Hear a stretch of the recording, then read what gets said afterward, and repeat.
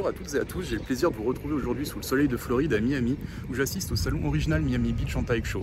Ce salon est devenu un événement incontournable pour tous les amateurs de bijoux anciens, de maroquinerie, d'horlogerie, mais aussi d'antiquité. Je vous emmène avec moi découvrir les allées de ce salon exceptionnel.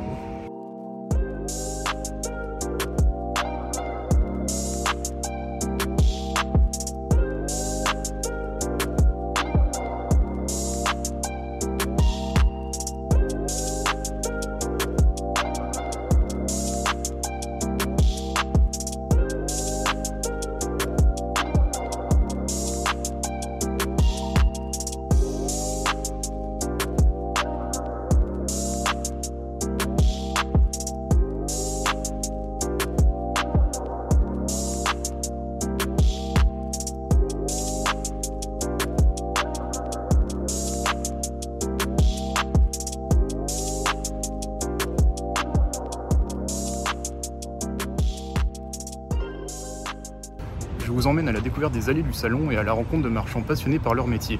Si ce type de vidéo vous plaît, je vous invite à vous abonner et à laisser un j'aime. Ce salon prestigieux se tient chaque année en janvier au Miami Beach Convention Center et marque le lancement de la saison internationale des expositions dédiées aux objets vintage. Avec plus de 600 exposants venus de plus de 30 pays, le salon attire une clientèle internationale variée, curieuse de découvrir des milliers de trésors. Parmi les pièces présentées, on trouve du mobilier du XVIIIe siècle, des bijoux d'époque art déco, des montres rares et même de la maroquinerie de luxe. C'est un véritable rendez-vous pour les collectionneurs et amateurs d'objets d'exception. Le Homba, c'est avant tout un véritable paradis pour les amateurs de bijoux. Avec près de 150 exposants spécialisés dans diverses catégories, les visiteurs ont de grandes chances de découvrir la pièce idéale. Parmi les exposants, des marchands de renom spécialisés dans les bijoux anciens ou signés. Les visiteurs peuvent ainsi découvrir des bijoux art nouveau, art déco et des créations du milieu de siècle, incluant des pièces emblématiques de maisons telles que Tiffany & Co, Cartier, Van Cleef & Arpels et Boucheron.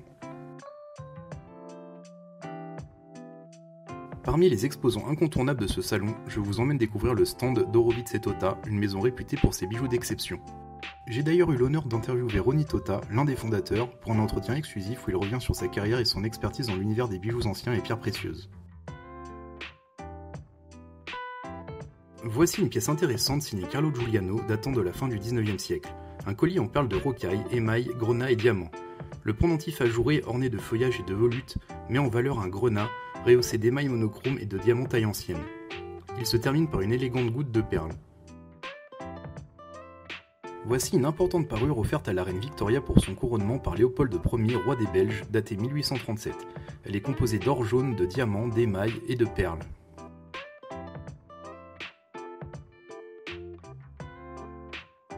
Ce qui rend le salon si particulier, c'est cette atmosphère à la fois conviviale et prestigieuse. Chaque stand raconte une histoire, chaque bijou ou objet ancien a traversé le temps, et c'est un privilège de pouvoir les admirer de si près. C'est un lieu où le passé et le présent se rencontrent, où l'histoire prend vie à travers les pièces exposées.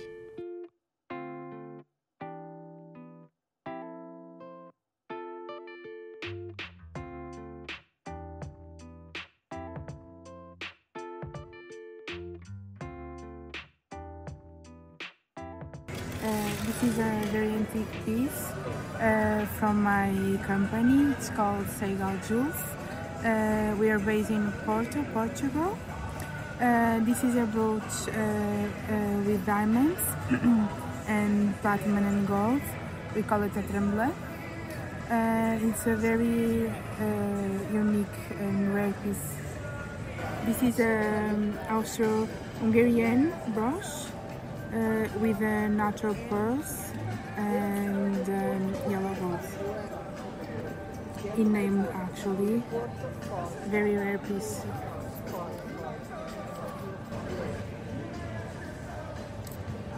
Here we have a set, Portuguese set from 18th century. We call it in Portugal Minas Novas. This is glass paste. It's a very rare and unique piece.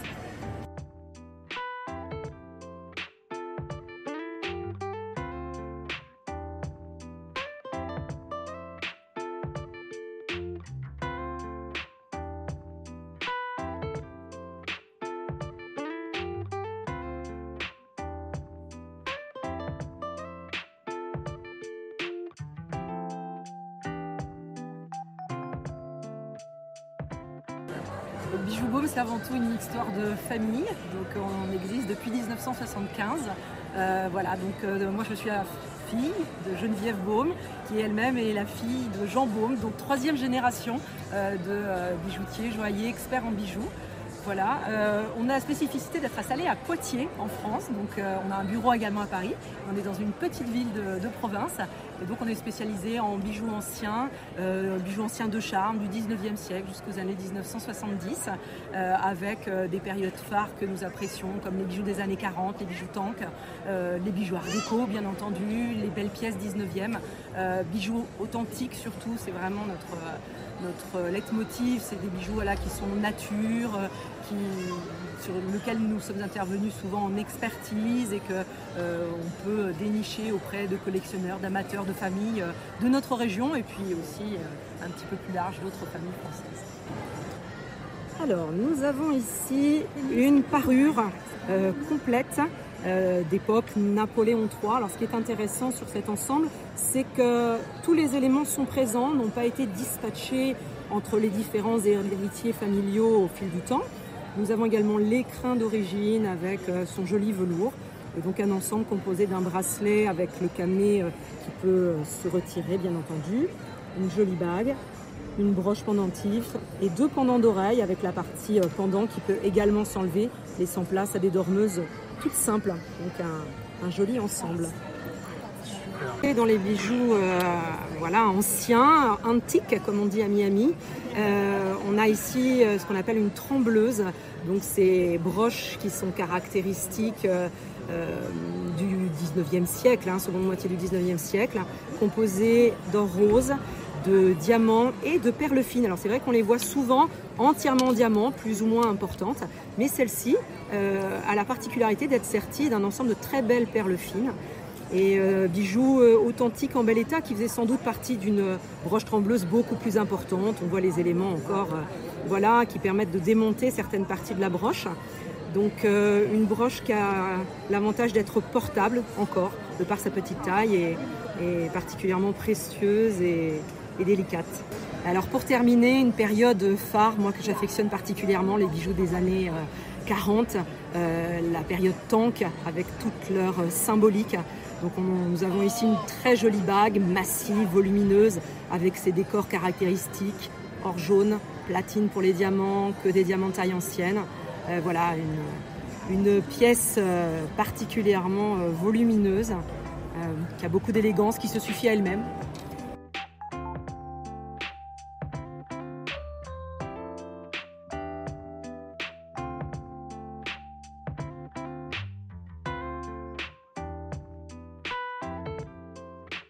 Hey everyone, this is Kevin. I'm here at the original Miami Beach Antique Show.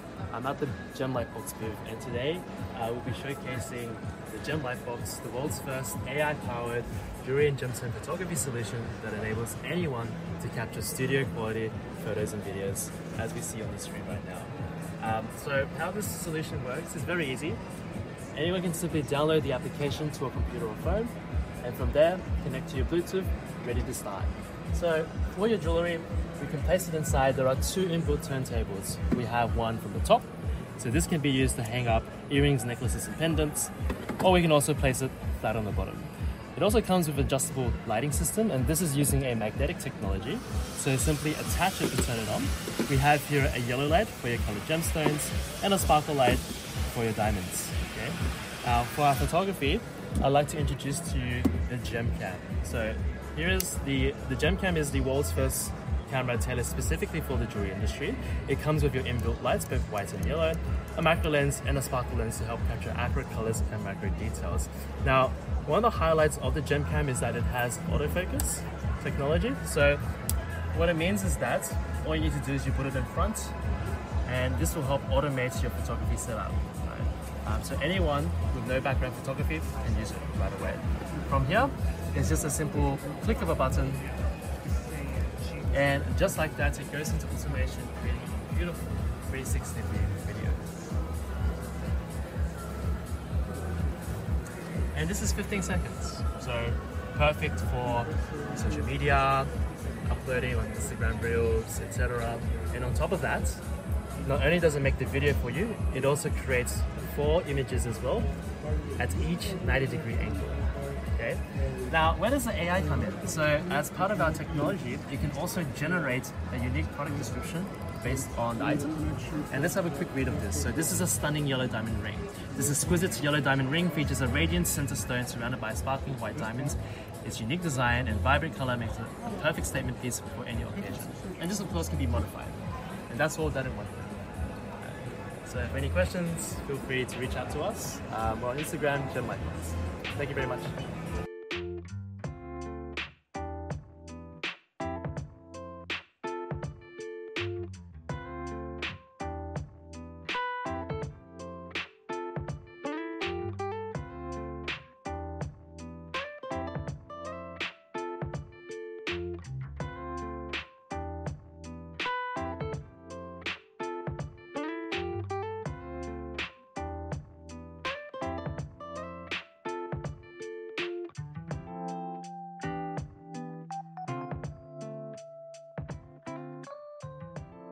This is a René Boivin bracelet made exactly in 1927 by Maurice Grön. In 1928, he started to work with Darde. So it's a very rare bracelet because they were not working together yet. And we know exactly when it was made. This is a pair of gold and black and silver jar earrings set with diamonds. One is set with a big garnet, the other one is set with a big tourmaline and surrounded with amethyst. They were made in 1995, sorry. And they are represented in a book called The Impossible Jewelry by Vivienne Becker.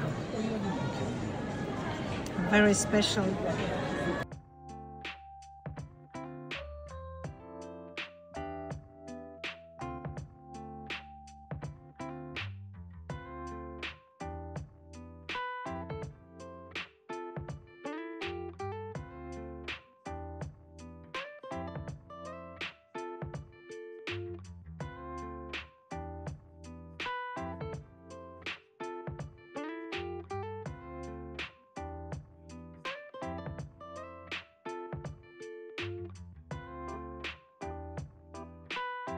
La De Young Collection est un marchand emblématique de bijoux basé à New York, reconnu pour son expertise exceptionnelle dans les pièces vintage et modernes. Fondée en 1835, cette maison prestigieuse est aujourd'hui représentée par Lorraine, qui incarne la 6e génération d'une lignée dédiée à la joaillerie d'exception.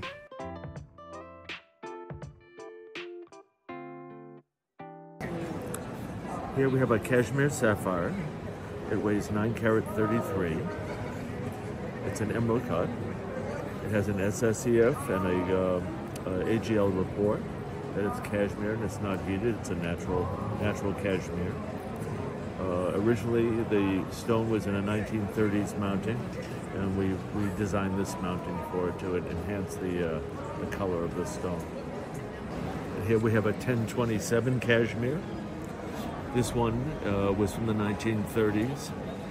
It also has a Guggenheim report and a GIA report.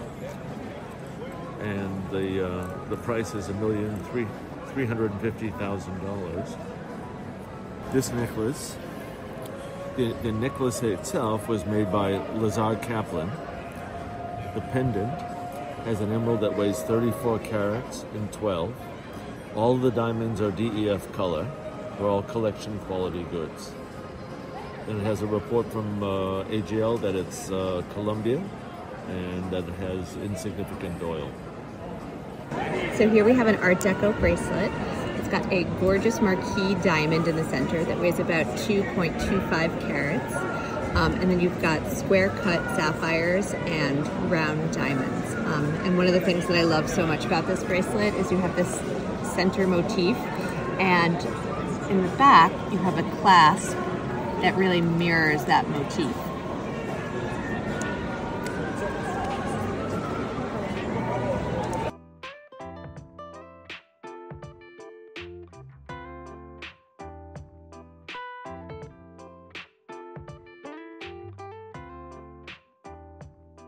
Bonjour, je me présente, Emmanuelle Chassard, directrice de la Galerie Parisienne à Paris, rue de Seine. Nous sommes ici à Miami pour le salon iconique que l'on fait depuis 30 ans. Et nous sommes heureux de vous présenter cette superbe pièce de René Boivin des années 30. C'est un très joli beauté, très certainement dessiné à l'époque par Suzanne Belderou qui travaillait encore chez René Boivin. Toujours dans la belle proportion. Voilà, très très beau bijou. Il est orné, donc il est en argent et il est orné d'aigues marines. Là, bon, je pense que la pierre n'est pas d'origine, mais c'est certainement ce qui a été utilisé à l'époque. Enfin, c'est un mélange de pierres, très légère, très agréable et toujours dans une belle proportion.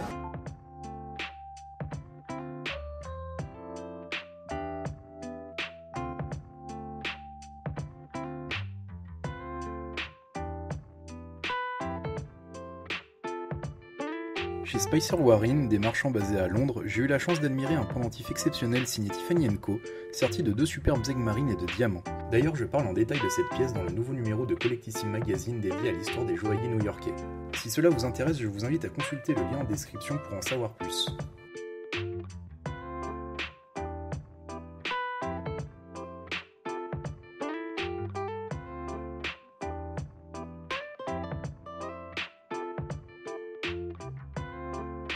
Voici une superbe broche en forme de libellule sertie de saphirs et de diamants datant des années 1890. Cette pièce exceptionnelle est chargée d'histoire puisqu'elle provient de la collection de la princesse Salomé Murat, descendante d'une lignée illustre. Son arrière-arrière-arrière-grand-mère n'était autre que Caroline Bonaparte, sœur de Napoléon Ier. J'ai également eu le plaisir de découvrir cette superbe broche florale 19e chez J.S. Joules, un marchand réputé basé en Angleterre. Ce bijou exceptionnel, en plus de sa beauté, repose sur le principe des bijoux en tremblant, un mécanisme ingénieux qui permet aux éléments de la broche de vibrer légèrement au moindre mouvement, créant un scintillement magique sous la lumière.